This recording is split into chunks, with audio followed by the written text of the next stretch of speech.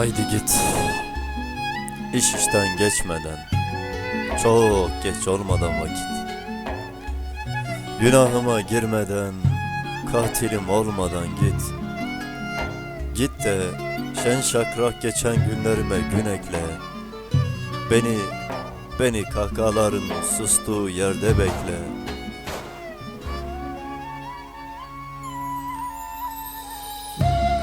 Git ki siyah gözlerin arkada kalmasınlar. Git ki gamlı yüzümün hüznüyle dolmasınlar.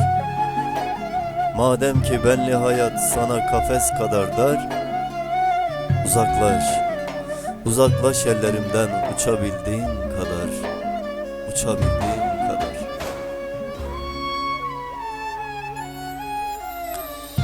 Kahrımın nedenini söylesem irkilirler. Çünkü herkes beni Kays, seni Leyla bilirler. Sanırlar ki sen beni biricik yar saymıştın. Oysa ki hep yedekte, hep elde var saymıştın.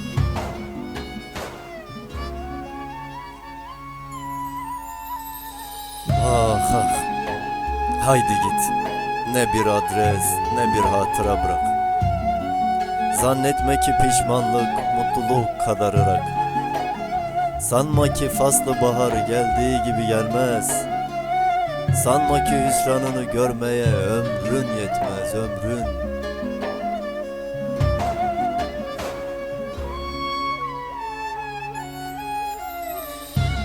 Her darbene tahammül edecektir bedenim. Gururum mani olur perişanıma benim.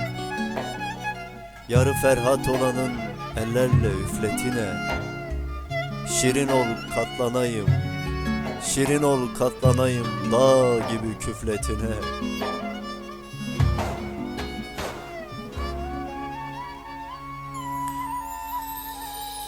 Henüz layık değilken tomurcuk kadar aşka, sana gül bahçesini kim açar benden başka? Her cay arılar meyhanedir çiçekler. Kim bilir şerefinden kaç kadeh içecekler.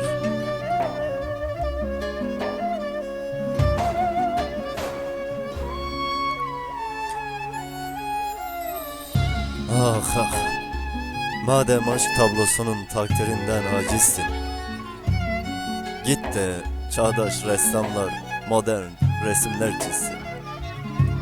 Ne vedaya gerek var ne de mektuba hacet. Git de Allah aşkına bir selama muhtaç et, muhtaç et.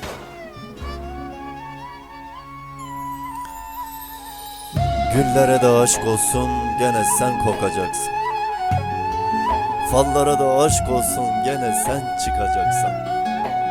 Kopsun nereden inceyse artık bu dağ, bu düğün. Her gece daha berbat, her gece daha berbat, daha vahim gördüm.